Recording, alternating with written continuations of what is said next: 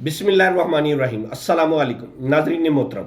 आज हम आपको सऊदी एम्बेसी की गुज़िश्ता हफ्ते की मुकम्मल डिटेल शेयर करेंगे और आने वाले हफ्ते में क्या सूरत हाल रहेगी वो हम आपसे शेयर करेंगे। अगर हम गुज़िश्ता हफ्ते की बात करें तो गुज़िश्ता हफ्ते नया कौंसल जनरल ने चार्ज संभाला, जिसके आते ही सऊदी एम्बेसी में काफ़ी ज़्यादा वीज़ा स्टैंपिंग के रूल्स में तब्दीलियाँ लाई गई। अगर उन रूल्स को देखा जाए तो उन्होंने सबसे जो पहला रूल्स इंट्रोड्यूस करवाया वो ये था कि जो ओरिजिनल अकदमल सऊदीया से पाकिस्तान आ रहा था उसके ऊपर कफ़ील का मकतब या कफ़ील कोई और होता था, और उसके ऊपर जो गुरफ़ा तजारिया की स्टैंप होती थी, जो मिनिस्ट्री ऑफ फॉरेन अफेयर की स्टैंप थी जो वो करवाते थे, वो किसी और मकतब के थ्रू होती थी। यानी वो इस्तकदाम का मकतब डिफरेंट था, वीज़ा जारी करने वाला मकतब और होता था और कफ़ील डिफरेंट था।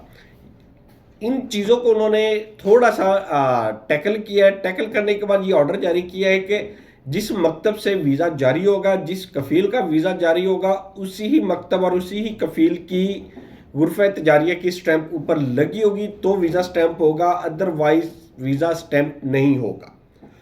इसी वजह से उन्होंने बरोज़ मंगल बहुत ज़्यादा पासपोर्ट बाहर निकाल के वापस कर दिए कि हम लोग ये वीज़ा स्टैंप नहीं करेंगे, और यही अमल जुमेरे वाले दिन भी दोहराया गया जब उन्होंने पिछले 2 से 3 दिन के अंदर जितने भी पासपोर्ट थे और जिनके ऊपर अकद अमल के ऊपर जो स्टैंप डिफरेंट थी और कफ़ील डिफरेंट था, उन्होंने इनको भी वापस भेज दिया। साथ ही एक नोट जारी किया, नोटिस नहीं जारी किया, नोट जारी किया।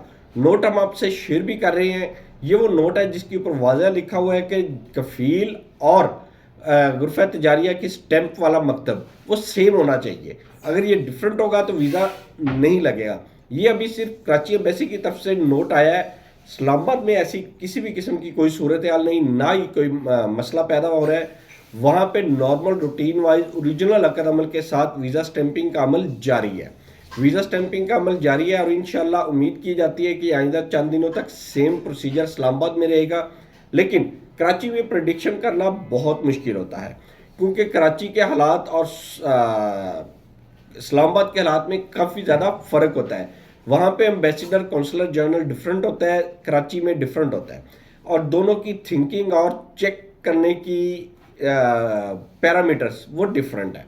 लिहाजा इस्लामाबाद में तो अपना काम स्मूथली जारी रहेगा, लेकिन कराची में बहुत ज़्यादा मसले मसाइल आएंगे, जबकि नेवटेक के बगैर किसी भी किस्म का कोई वीज़ा नहीं लग रहा और नेवटेक की वजह से बहुत ज़्यादा काम स्लो हो चुका है।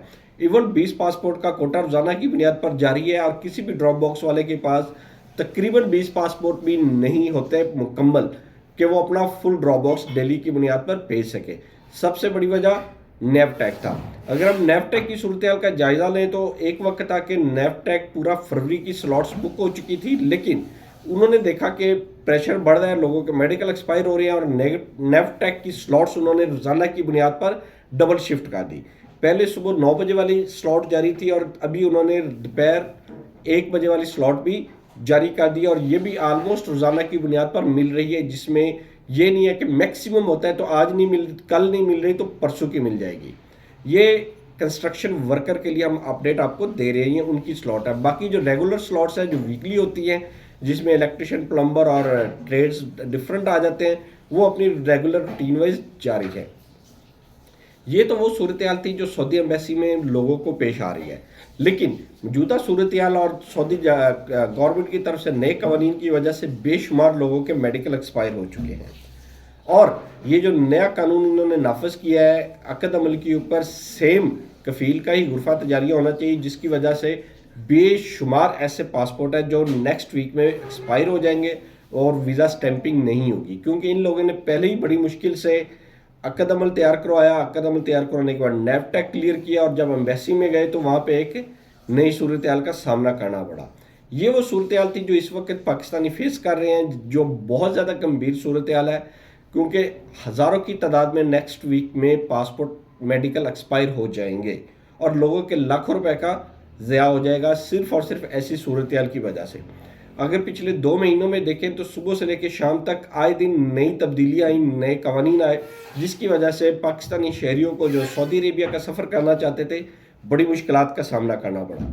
इंशाल्लाह आपसे रिक्वेस्ट यही है कि हमारे चैनल को लाइक करें, सब्सक्राइब करें, और मज़ीद अपडेट्स के लिए हमारे चैनल को फॉलो ज़रूर कीजिएगा। उस वक्त तक के लिए अल्लाह हाफिज़। अल्लाह ताला आपका हामी नासिर हो।